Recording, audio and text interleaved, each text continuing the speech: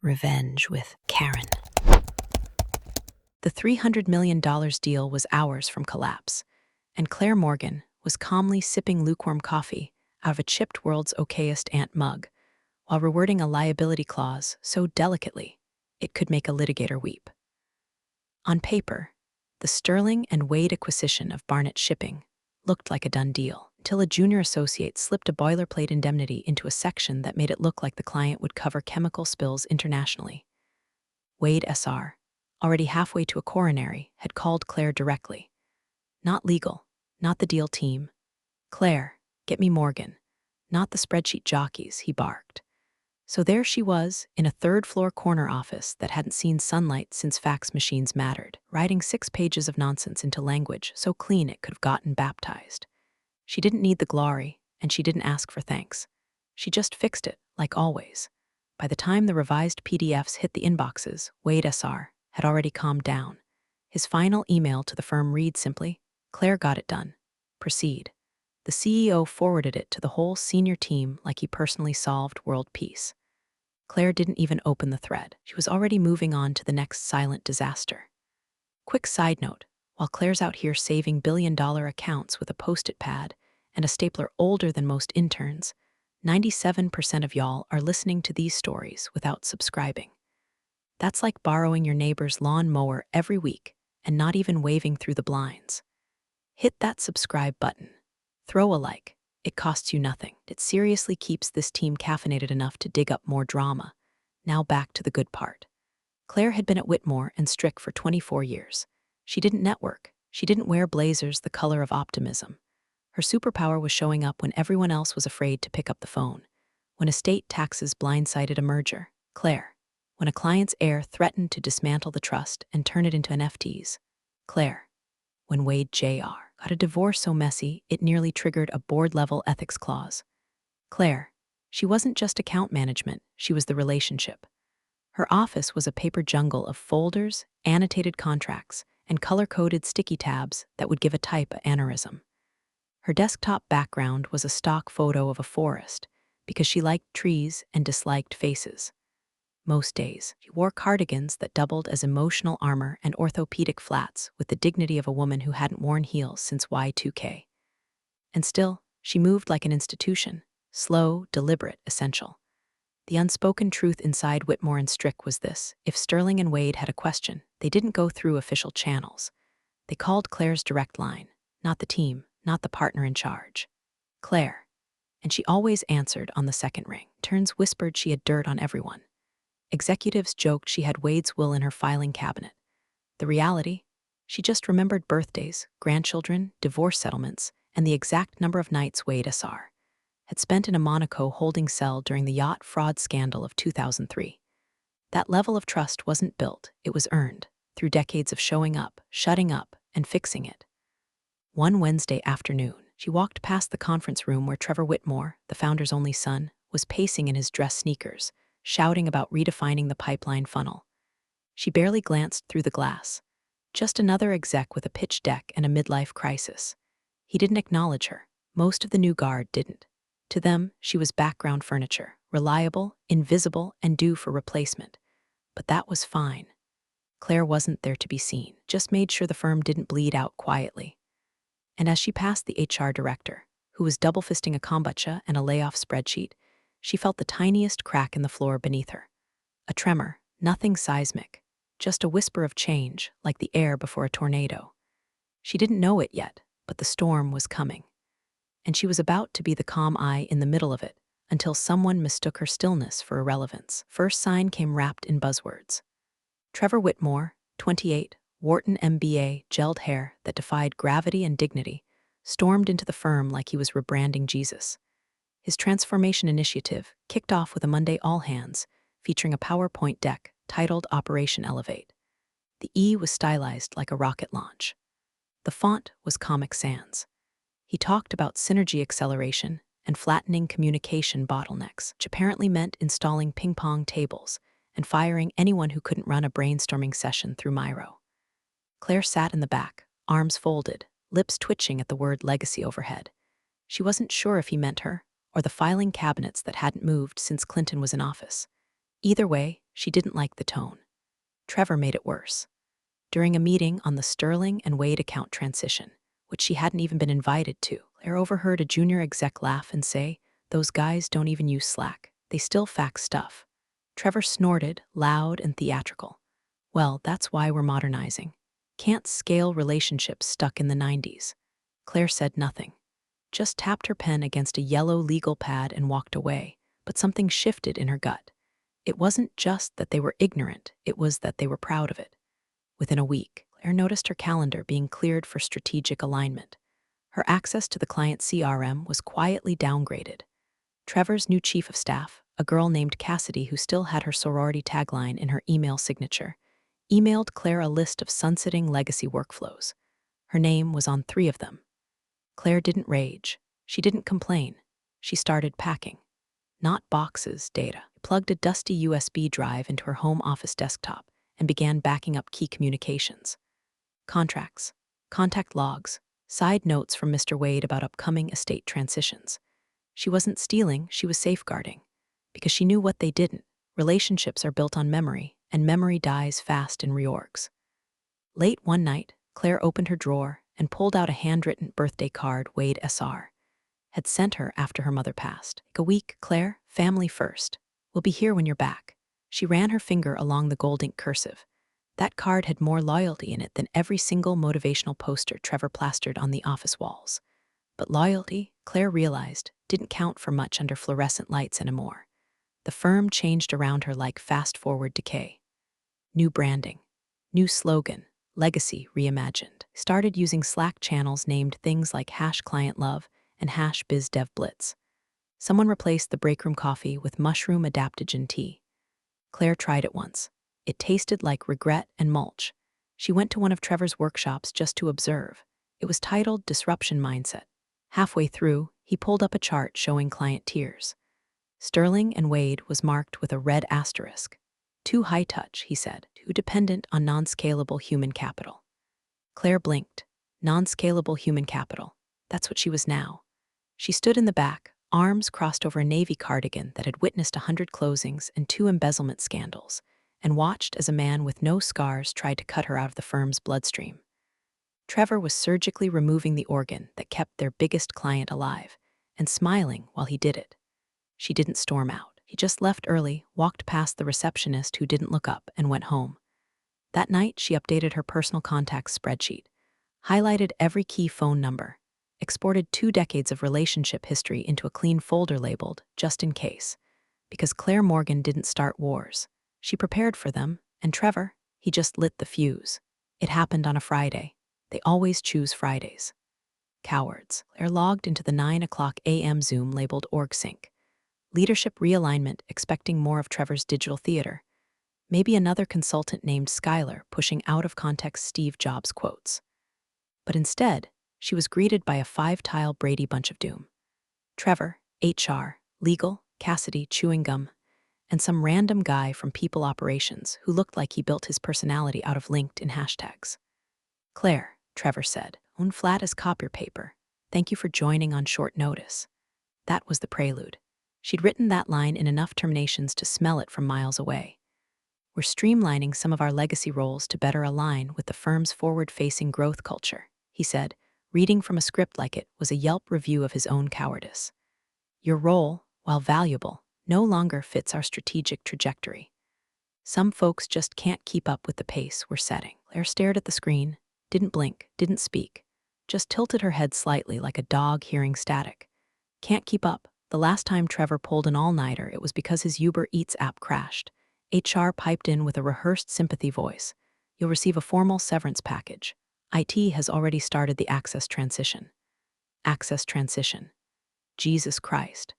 Behind the words, Claire felt something sink, something deep and ancient, tied to decades of 6 a.m. crisis calls, handwritten notes from grieving clients, and 12-hour days spent fixing what other people broke. Not sadness, not rage, just the hollow click of a door locking behind her soul. "I understand," she said simply. Trevor nodded like she'd given him permission to sleep better. "We appreciate your years of service." That was it. The screen went dark. 5 seconds later, her email froze. Then her Slack. Then the VPN. "We're fast, at least." cold but efficient. An intern she didn't know escorted her from her office like she was a shoplifter. She took her time, gathered her things, her mug, her framed photo of her dog Murphy, now long gone, and that Sterling and Wade birthday card, still tucked in her desk drawer like a secret handshake with the past. She placed them gently in the cardboard box they gave her. No one came to say goodbye. No one made eye contact. No one even offered a damn tissue. Outside, the sun hit her skin like she'd forgotten it could. Her car smelled like lavender air freshener and old coffee. She sat in the front seat, closed the door, and just breathed. Once. Twice. Then she started the engine and drove to the one place that mattered more than Whitmore and Strick ever had, home. That evening, she opened a bottle of Cabernet, usually reserved for estate settlements or funerals.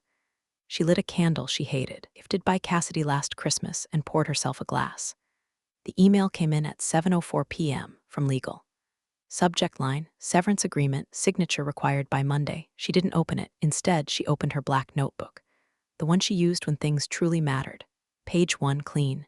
She wrote a single name, Wade SR, and below it, if you ever leave, so do we, she underlined it. Claire didn't weep, didn't scream, didn't curse. She just wrote. Bullet points, names, dates, conditions. The weight of silence behind her was immense, but the hum in her chest told her something louder was coming. Not noise, not revenge, precision. She poured another glass, booted up her personal laptop, and opened her contacts. She wasn't going back. She was burning the map. By Monday morning, the office was already nursing a post-termination hangover. No one said Claire's name out loud, but her absence lingered like the ghost of competence. The breakroom fridge still had her labeled yogurt. Her orchid wilted on the windowsill, petals curling inward like they'd heard the news too. Trevor, of course, strutted in like he'd slain a dragon. Slapped backs. Used words like nimble realignment. Made Cassidy schedule a lunch with a visionary UX consultant who'd apparently revolutionized e-commerce funnels for high-end B-days. Meanwhile, the junior team was panicking over the Sterling and Wade portfolio handoff. They're old school, muttered one junior partner. We sent over the onboarding deck and got no reply. They faxed a memo last night, said another, holding up a crinkled paper with one line, Claire. That morning, Sterling and Wade called the main line twice. No voicemail, just silence. Then hang-ups. Wade Jr. sent a curt email that read, Need to speak with Morgan regarding the Barnett closure documents. Please advise, it bounced. Her account was already deleted. Trevor skimmed it and shrugged. They'll adapt. This is how we grow. By Wednesday, he'd reassigned the account to Cassidy, who responded with a Google Doc link titled S&W Modern Touchpoint Strategy. She decorated it with emojis. Sent it to Mr. Wade SR, directly. 3 hours later, Sterling and Wade's office issued a formal notice. Meeting declined. Please cease outreach until further notice. Trevor still didn't flinch. They're bluffing, he told the board. Just rattled by the shift. They weren't bluffing.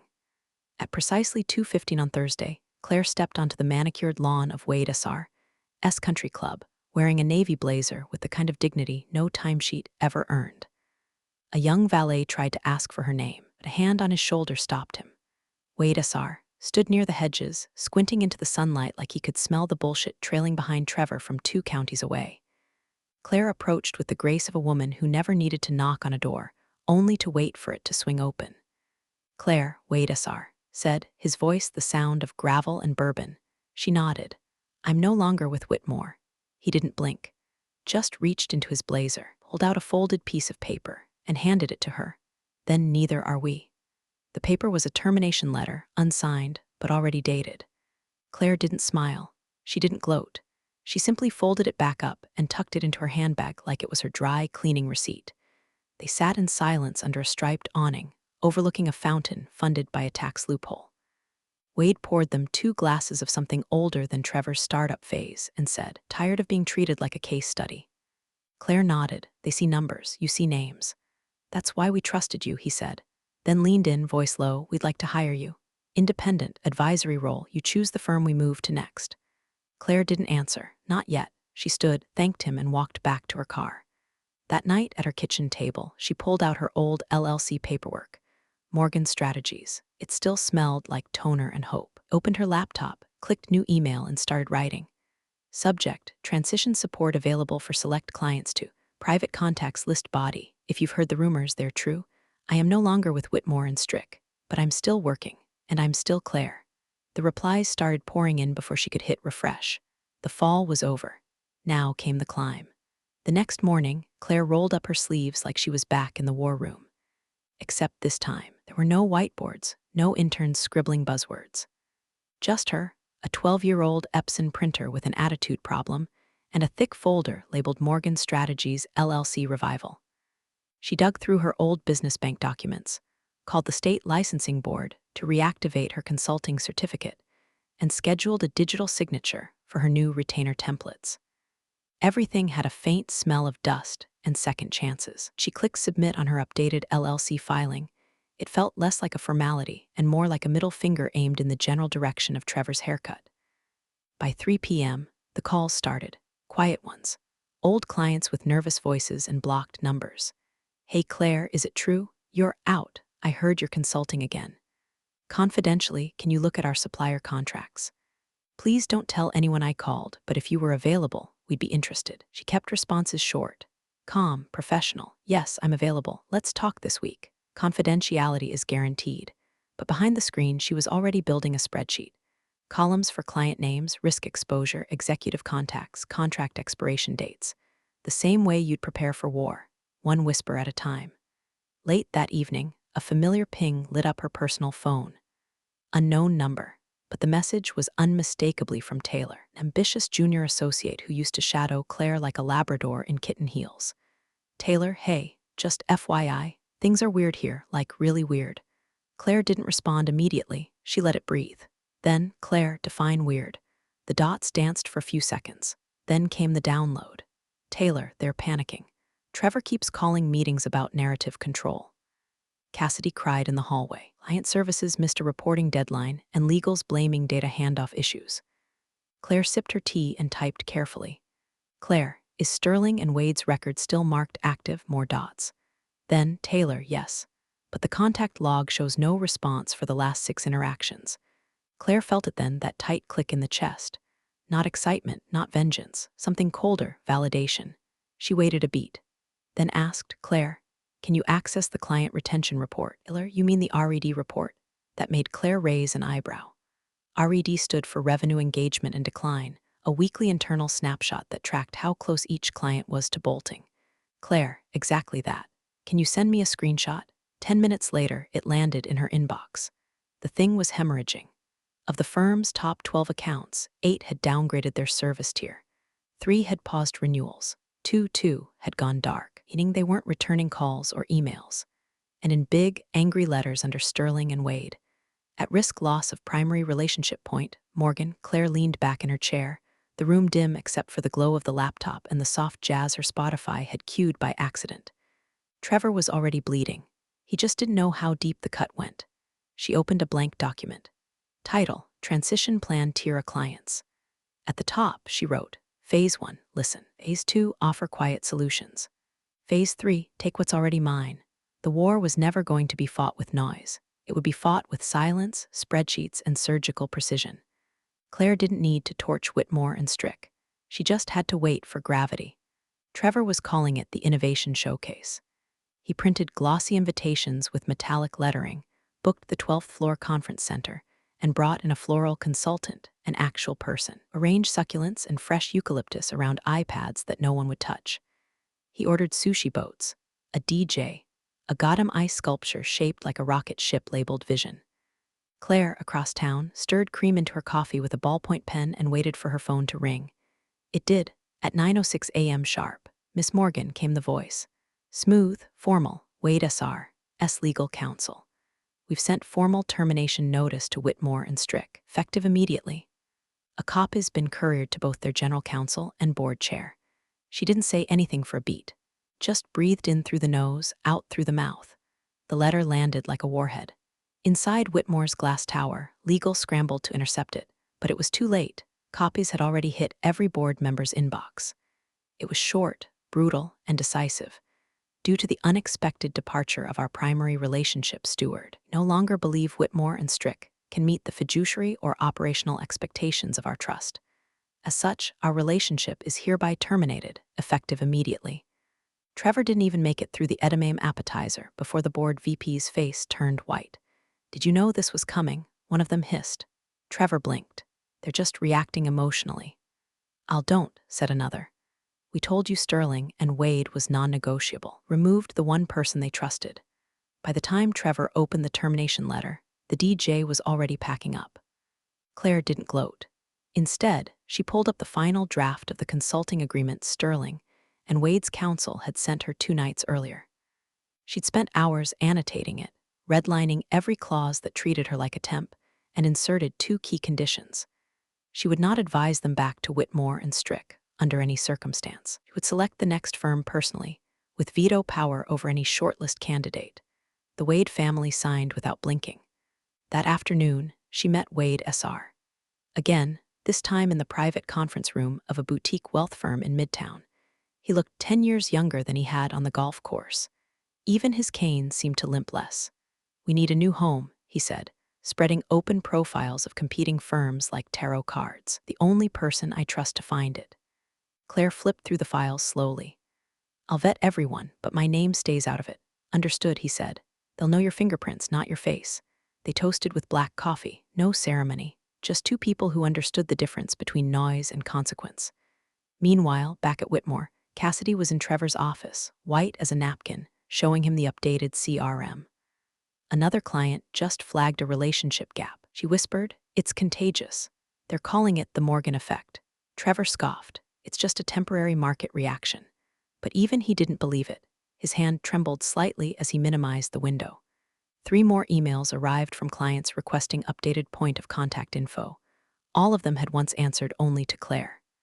By sundown, Claire's new LLC email was flooded with NDAs, inquiries, and soft offers. She didn't rush. She replied to one, happy to discuss terms. Please note, my schedule is selective. She poured herself a whiskey neat and watched the skyline flicker to life. Somewhere, Trevor was probably still trying to spin his showcase as a culture pivot. But the board didn't care about buzzwords anymore. They wanted results. And results had left the building, wearing orthopedic flats and carrying a cardboard box. Trevor's first official response to losing Sterling and Wade came in the form of a 1,400-word internal memo titled Strategic Realignment of Legacy Client Dependencies. It was an Olympic-level gaslight. He claimed the loss was part of a broader repositioning strategy, that it was mutually beneficial, and most galling of all, that the decision had been made in consultation with senior leadership. Cassidy proofread it. Legal revised it. R polished it. But by the time it hit inboxes, the damage had already metastasized. 3 hours later, the board called an emergency meeting.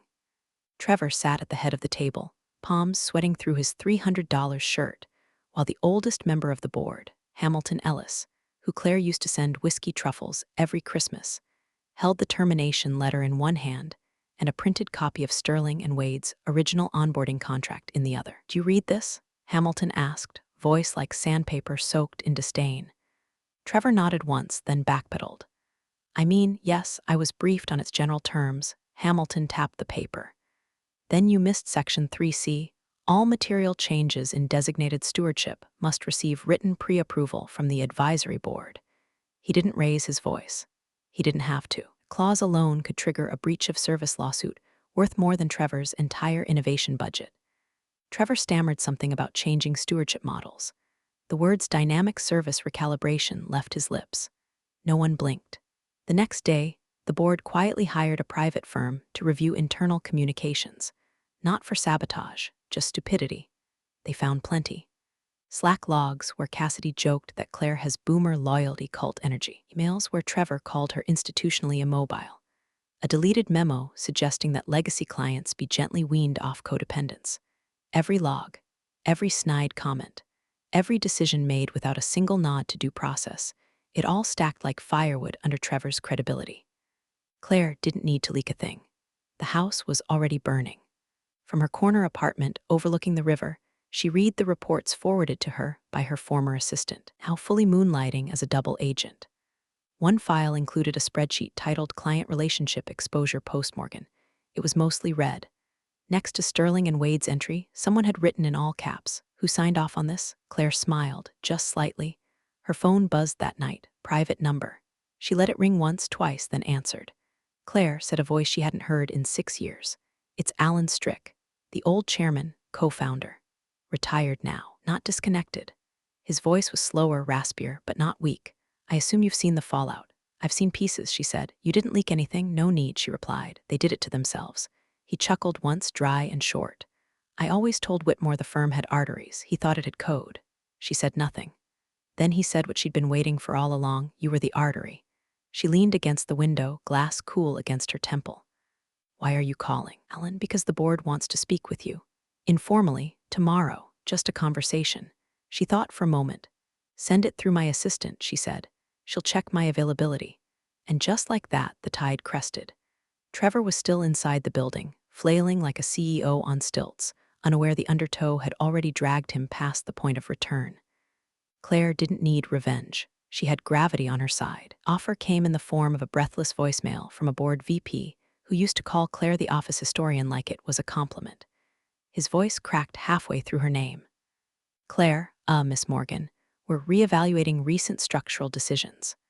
The board believes your institutional knowledge is indispensable, and we'd like to formally explore a strategic return, if that's something you'd be open to. She listened to it while brushing crumbs off her keyboard. Bother replaying it.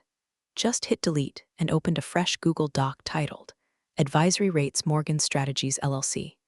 That afternoon, she typed up a one-paragraph response and had her assistant send it on embossed letterhead. Not email, letterhead, delivered by courier. Let them feel the formality. While I am not interested in returning as an employee, I am open to offering limited advisory support under contract through my firm. My rates begin at 3x my previous annual compensation, with all client portfolio decisions routed through my office. Terms non-negotiable. Kindly advise within 48 hours if you wish to proceed. She didn't sign it with a closing. She signed it Claire. No titles, no fluff. Just the name that was now haunting every boardroom PowerPoint like a ghost with receipts. Within 24 hours, Whitmore and Strick bled again. Two more legacy clients submitted termination letters. One cited a breakdown in continuity. The other was more blunt. If Claire Morgan is no longer part of this firm, then neither are we. The firm's private Slack, what was left of it, buzzed with muted chaos. Trevor tried to act like it was all part of some strategic pivot. Cassidy was overheard crying again, this time in the parking garage, phone to her ear, muttering, I didn't know she had that kind of pull. Interns sent Claire a screenshot of the CRM dashboard. Total revenue at risk had ballooned to 38%. The title of the internal emergency report, The Morgan Exodus. Claire didn't reply. She forwarded it to her lawyer with a single line, add hazard premium to advisory proposal. Then she called a mutual friend, Jules, who still worked in procurement for one of the hemorrhaging clients. Claire kept it short. Tell him, she said, if he wants to disrupt the old model, this is what disruption looks like. Jules laughed. He's already sweating through 3 shirts a day. You want me to twist the knife? No, Claire said. Just let him learn how fast the future really moves. That night, as emails piled in from clients seeking guidance, she sipped her whiskey and watched the stock tickers for 2 of the firms she'd shortlisted for Sterling and Wade. One was rising. Other tanked after losing a major referral she'd quietly pulled. Her influence didn't look like fireworks. It looked like margin shifts and policy rewrites and voicemail trails that no one dared admit she still had copies of. The firm had thought they were evolving. What they failed to understand was this. Claire was evolution. And she didn't need a seat at their table. She was building her own. When Alan Whitmore, co-founder and patriarch of the firm, turned from his semi-retirement in Maine, the office buzzed like a fire alarm with a dying battery, shrill, confused, and warning of doom a little too late. He arrived in a gray wool coat and silence. No warm welcome, no town hall, just a private meeting with the board where they slid over a stack of termination letters, client losses, and internal memos riddled with the same name. Claire Morgan. He read each one slowly. Sterling and Wade. Harrow Keene Capital. Tinsley Trust. Every single one cited loss of key personnel, stewardship concerns, or his personal favorite, the absence of strategic continuity following the departure of Miss Morgan. He looked up, face unreadable. And where's my son? He asked. Trevor was on the 10th floor, pacing, sweat gathering beneath his tailored collar, trying to prep for a presentation that no one would ever hear. Cassidy was red-eyed in the corner, typing out a resume draft and whispering prayers to Indeedcom. Alan entered the room without knocking. He stood at the head of the table and gestured. Out, he said. Cassidy fled. Trevor straightened, smiling too wide.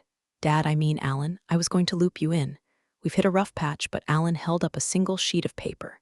Wade S.R., S letter. The one Claire had read like scripture. This is your legacy, Alan said. You didn't lose a client. Lost our foundation.